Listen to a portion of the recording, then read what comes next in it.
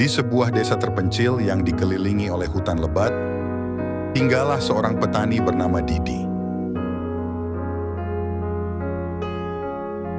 Meskipun hidup dalam kesederhanaan, Didi selalu bahagia dengan kehidupannya.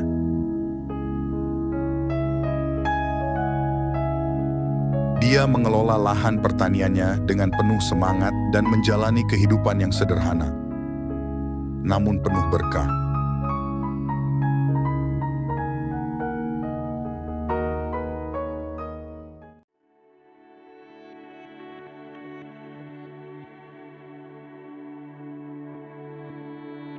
Namun, suatu hari nasib buruk menimpa Didi. Tanaman-tanamannya gagal panen karena serangan hama yang tak terduga.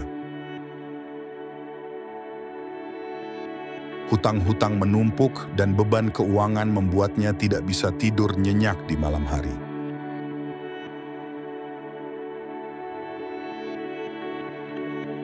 Didi mulai merasa terjepit dan terdesak oleh kebutuhan akan uang yang mendesak.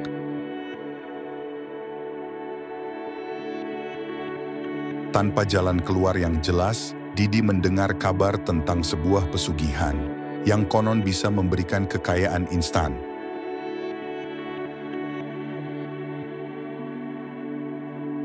Pesugihan itu berada di lereng Gunung Hejo yang angker di luar desa.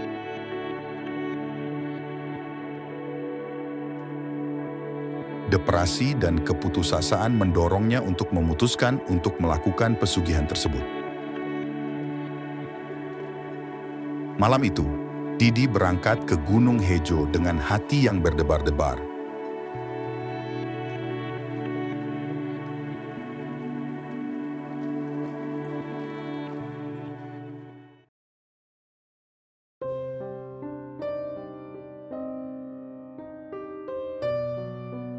Setelah lama di perjalanan akhirnya, Didi sampai di gunung tersebut.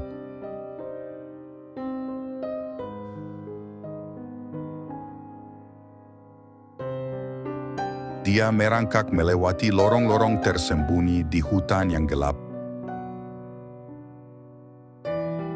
Tanpa mengetahui apa yang sebenarnya menantinya di sana.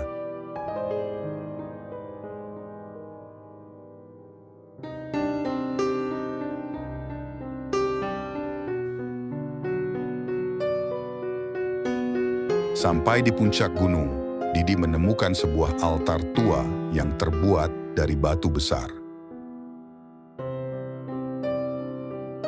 Di atas altar itu terdapat sebuah patung yang menakutkan.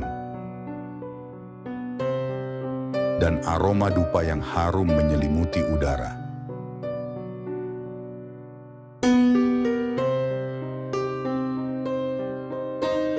Dengan ragu namun penuh keputusasaan, Didi melakukan ritual pesugihan yang diberitahu oleh penduduk desa.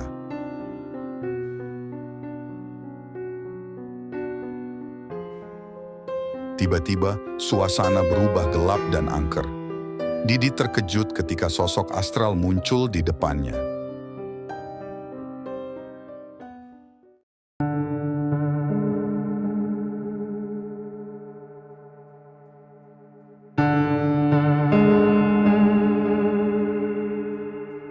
Tanpa basa-basi, sosok itu meminta tumbal sebagai imbalan untuk kekayaan yang akan diberikan kepadanya.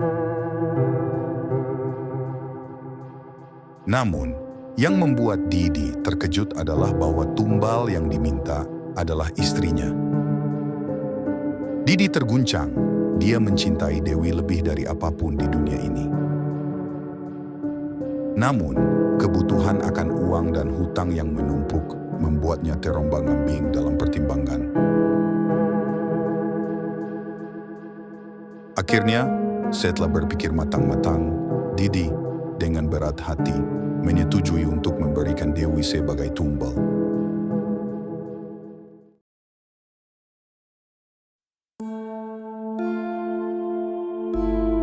Singkat cerita, saat ia kembali ke desa dengan kekayaan yang baru diperolehnya, Didi merasa hampa. Kekayaan itu terasa seperti sebuah kutukan, karena ia menyadarinya telah mengorbankan orang yang paling disintainya. Setiap malam, bayangan Dewi menghantuinya dalam mimpi-mimpi buruk.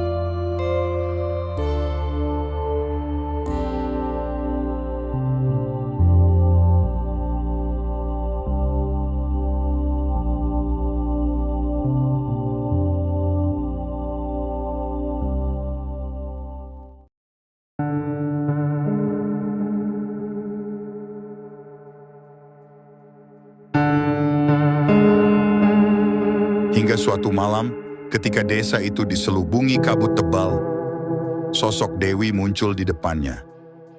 Matanya bersinar dengan kemarahan yang tak terbendung. Kau telah menjual jiwa dan hatimu, Didi. Kekayaanmu adalah kutukan yang akan menghantui dirimu selamanya. Kau telah menjual jiwa dan hatimu, Didi. Kekayaanmu adalah kutukan yang akan menghantui dirimu selamanya, ucap Dewi dengan suara serak dan menakutkan. Didi menyadari bahwa apa yang dia lakukan adalah kesalahan besar.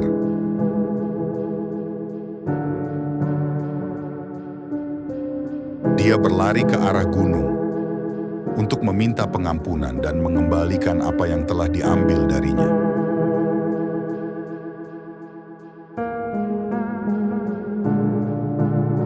Namun, saat dia sampai di altar, patung tersebut telah hilang dan altar itu pun kosong.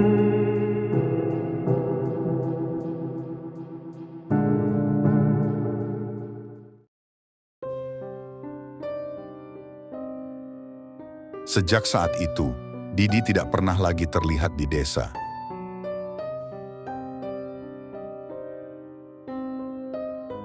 Cerita tentang petani yang menjual istrinya untuk kekayaan instan menyebar di seluruh desa, sehingga menjadi cerita peringatan bagi siapapun yang mencoba mencari kekayaan dengan jalan pintas. Dan hingga kini, gunung itu dianggap sebagai tempat yang angker dan terlarang dikunjungi bagi penduduk desa.